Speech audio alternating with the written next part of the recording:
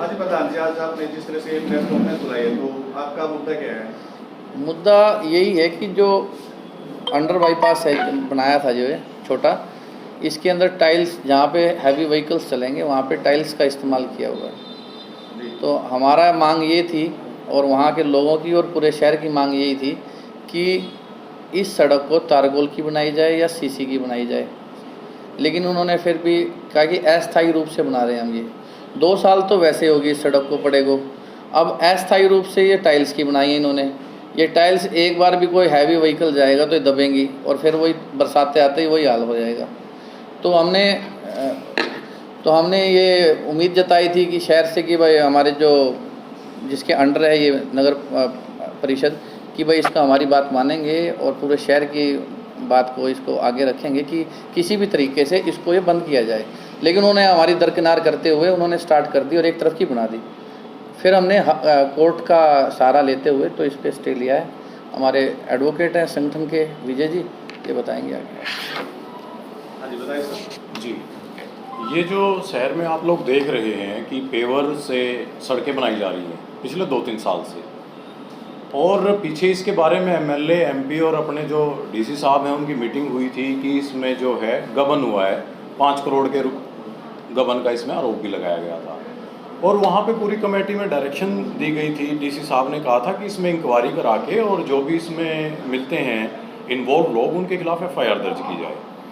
और ये जितने भी बनाए गए हैं नॉर्म्स के अकॉर्डिंग नहीं है। 18 फुट से ऊपर चौड़ी जो सड़क है हम उसको पेवर की नहीं बना सकते। पेवर वहाँ यूज किया जाएगा जहाँ पे कंजस्टेड रोड है।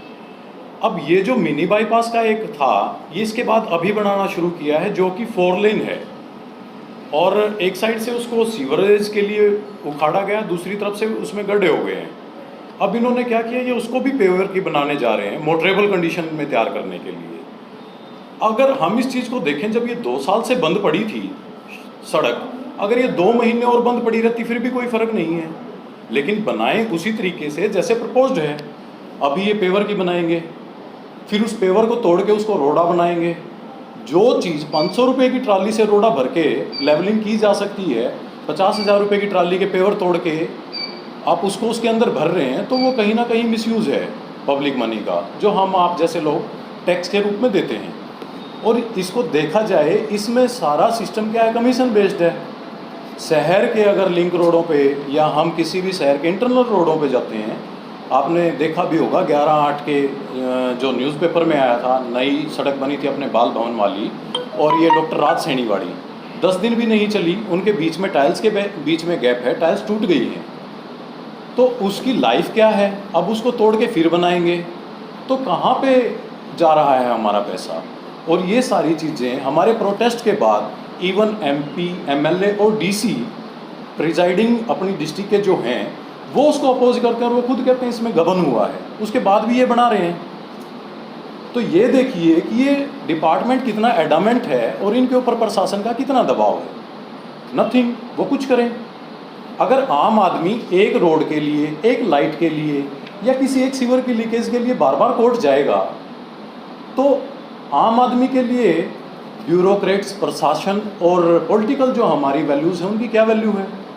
हमें ज़रूरत ही नहीं है इन चीज़ों की, तो हम सीधा डायरेक्ट कोर्ट से डील करें।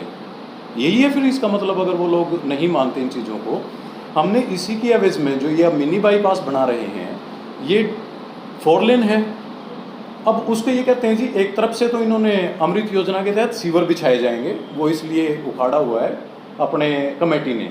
दूसरी तरफ से हम इसको मोटरेबल बना रहे हैं, लेकिन ये कंक्रीट का प्रपोज हो चुका है, एक साइड का हमारा पास हो गया है। आप एक ही साइड का बना रहे हैं अभी भी, तो क्यों ना आप उसको सीधा ही कंक्रीट का बनाएं।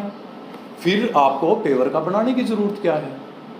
अब समझने वाली बात ये है कि ये यूज़ है या मिसयूज़ है ना। तो ये टोटली मिसयूज़ है। इसकी एवज में फिर हमारे जो जाति हिंदू महान संगठन है, अपने कन्वीनर हैं अतुल जी, और हमारी अधिवक्ता परिषद से अध्यक्ष हैं नरेंद्र जी, हमारी अधिवक्ता परिषद भी, हम दोनों ने मिलकर काम किया ताकि हम आम पब्लिक के लिए काम करें। तो हमने संगठन की तरफ से और अधिवक्ता परिषद की तरफ से एडवोकेट होते हुए इस चीज़ को, हमने केस को फाइल किया कि इसको पेवर की रोड ना बनने दी जाए, और ताकि पब्लिक का जो टैक्स का पैसा है वो मिसयूज़ ना हो। करप्शन में ना जाए, करप्शन ही है। और कल एक रात को वीडियो चली हुई थी, आप जगदीप वाली उस पर स्टेप अप जो है उस पर उन्होंने दिखाया कि 13 कट्टों का माड़ बनाया हुआ है, लेकिन उसमें सीमेंट नहीं है, उसमें राखी है। तो करप्शन कैसे होता है? ऐसे ही होता है। उसके बाद भी ये चीज़ें कंटिन्यू हैं। शहर को शहर रहने दिया जाए, बेहतर है। अब हमारा टैक्स का पैसा हमने शहर के लिए पे किया है, हमने ज़मीन यहाँ पे ली है, गांव के लिए नहीं पे किया। सीवरेज व्यवस्था आपकी ठप है। आप जब रोड बना देते हैं उसके बाद आपको पता चलता है जी ये तो सीवरेज जो सिस्टम है पाइप छोटे पड़ गए। तो क्या आपको पहले नहीं पता होता कि ये जो अपनी तारकोल की जो रोड थी वो क्यों टूटी? तारकोल की रोड तभी तो टूटी, ओवरफ्लो था, पानी रुक रहा था। तो आपको नहीं पता था क्या वो पहले ही सीवर व्यवस्था ठप है या यहाँ पे पानी रुकता है? अगर ये प्रॉब्लम नहीं थी तो आपको फिर पेवर लगाने की क्या ज़रूरत पड़ी? ये बेस को नहीं देखते।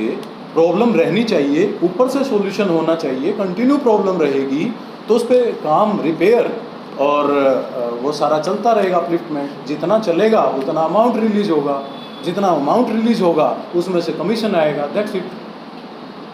ये सारा पर्पज़ मेरे ख्याल से आप लोग हम सब समझते हैं, लेकिन हमारी कमी कहाँ रही? हमारा ज़िला बहुत पुराना है, नया नहीं है, लेकिन हमारे से बाद में बने हुए डिस्ट्रिक्ट हैं, कैथल है, हमसे बहुत आगे है। हम में और उनमें फ़र्क क्या है? हम वोट देते हैं लेकिन हम क्वेश्चन पुटअप नहीं करते। जो हो गया ठीक है, दुकानदार अपनी दुकान पे लगा हुआ है, कामगार अपने काम पे लगा हुआ है। कॉमन प्रॉब्लम्स के लिए हम लोगों के पास टाइम नहीं है। अब लॉकडाउन लगा दिया कि मंडे को ट्यूसडे को शॉप ओपन नहीं होंगी, दुकानदार इकट्ठे हो गए। किसी और चीज़ को बैन करते हैं, वो लोग इकट्ठे हो गए। लेकिन ये जो सबकी प्रॉब्लम है इस पे कोई इकट्ठा नहीं होता। आप एक टूटे हुए रोड से जाते हैं, आपका 1 घंटा खराब हो गया, आप ऑफिस में जाते हैं, शॉप पे जाते हैं, अगर 1 घंटा आप सब ने मिल के लगा लिया होता तो ये हमारी सिचुएशन आती ही ना। हम सभी का टाइम वेस्ट है, हमारी मनी वेस्ट है, और हम ये लाइफ जो डिग्निटी के साथ जीने का अधिकार है वो उसका भी तो हनन है ना। लाइफ विद डिग्निटी, ये हमारा कॉन्स्टिट्यूशनल राइट है। हम सीवरेज का पानी हमारे घर के आगे से चला हुआ है, रोड हमारे आगे टूटे पड़े हैं, आवारा पशु यहाँ घूम रहे हैं। Then what's the need of the committee? किस लिए बनाई गई है? स्टेरी एनिमल्स ना हो, वाटर सप्लाई प्रॉपर हो, लाइट प्रॉपर हो, आपकी रोड प्रॉपर हो, लेकिन वो एक भी चीज़ तो नहीं है। लेकिन 200 करोड़ रुपया सीएम फंड से रिलीज हो गया, कंटिन्यू रुपया आ रहा है, लग रहा है, लेकिन काम किस तरीके से हो रहे हैं? तो आप सभी से भी अनुरोध है। और एक बात और मैं कहना चाहूँगा इसमें, हमारी ये जो 11/8 की न्यूज़ आई थी, एमएलए, एमपी और डीसी साहब जिसमें थे, मीटिंग हुई, इसमें कहा कि 5 करोड़ रुपए का करीब इसमें गबन है, और रिप्लाई में डिपार्टमेंट कहता है कि ये तो फेक न्यूज़ है जी। ये रिप्लाई है जो कोर्ट में सबमिट किया गया है। तो इसका मतलब क्या है? न्यूज़पेपर भी झूठे, पब्लिक भी झूठी, एमएलए, एमपी, डीसी सब झूठे, जो काम कर रहा है वो सच्चा है। ये हमने 3 इसमें जो पार्टी बनाए थे, B&R डिपार्टमेंट का रिप्लाई है, ये तीनों का, ये तीनों की तरफ से है। इसमें पहला state of Haryana through collector, executive engineer PWD and B&R Virender Dhull contractor through office of executive engineer. ये रिप्लाई के पहले में देते हैं सर, मैं आपको पढ़ के बता देता हूँ।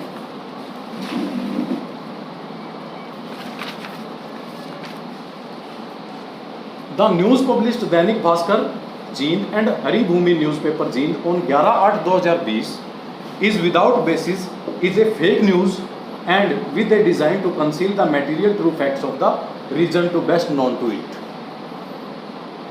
हमारा मीडिया सिर्फ मीडिया नहीं है, ये चौथा स्तंभ है हमारे संविधान का। अगर ये भी फेक है तो फिर हम ट्रूथनेस, वर्दीनेस कहाँ से प्रूव करेंगे? और एक बात और मैं आप लोगों से भी रिक्वेस्ट करना चाहूँगा, इन चीज़ों के लिए शायद हमें कॉन्फ्रेंस बुलाने की ज़रूरत नहीं है और ना ही होनी चाहिए। हम हर आदमी यहीं से गुजरते हैं, शहर की हर गली से गुजरते हैं। कहीं ना कहीं हमारी मीडिया का भी उदासीन चेहरा रहा है कि ये चीज़ें नहीं काबू में आ रही हमारे हर चीज़ होते हुए भी। क्या ये चीज़ें अगर ऊपर तक जाती, पॉसिबल था कि इतनी बड़ी मीटिंग हो गई, MP है, एमएलए है, डीसी है, तब भी वो कंटिन्यू चल रही हैं। तो आप लोगों से भी अनुरोध है, आप हमारे देश के डेमोक्रेसी के चौथे स्तंभ हैं, तो आप लोगों से अनुरोध है, अगर आप लोग इन चीज़ों को प्रोटेस्ट या शो नहीं करेंगे तो आप लोगों के सहयोग के बगैर ये संभव नहीं होगा। तो कृपया करके आप सभी से अनुरोध है कि हम यह इस सोसाइटी का पार्ट हैं और हर आदमी की जेब से रुपया जा रहा है, मिसयूज ना हो और हमारी जो लाइफ है, जो डिग्निटी है लाइफ की, वो मेंटेन रहे। धन्यवाद। एक चीज जो इस तरह से आपने काफी देर कर दी इस मामले को संभालने में जी। तो आपने पहले क्यों नहीं इस तरह का जागरूक अभियान छेड़ा कि ताकि ये इतना काम ना बढ़ता आगे? आपने बिल्कुल सही क्वेश्चन किया, लेकिन इस बारे में मैं एक और जवाब दे दूं। मैंने अभी एक बात बताई आपको कि जब तक हमारे स्पेशल राइट इन्फ्रिंज नहीं होते हम कोई भी कोर्ट नहीं जाते। अभी दुकानदार वाला एक मैंने आपके सामने जो मुद्दा रखा है ना, तो यही प्रॉब्लम है कि वी आर द एडवोकेट्स, हम स्पेशल ग्रीवेंसेस में खुद के लिए भी नहीं जाते, तब भी हम एडवोकेट इंगेज करते हैं। इसीलिए जब कोई पार्टी आएगी, सफरिंग पर्सन कोई आएगा, उसको रिप्रेजेंट करने के लिए हम रेडी हैं, संगठन की तरफ से भी और हमारी अधिवक्ता परिषद की तरफ से। अगर किसी के पास पैसे की प्रॉब्लम है, हम फ्री ऑफ कॉस्ट जनता की भलाई के लिए काम करने के लिए तैयार हैं।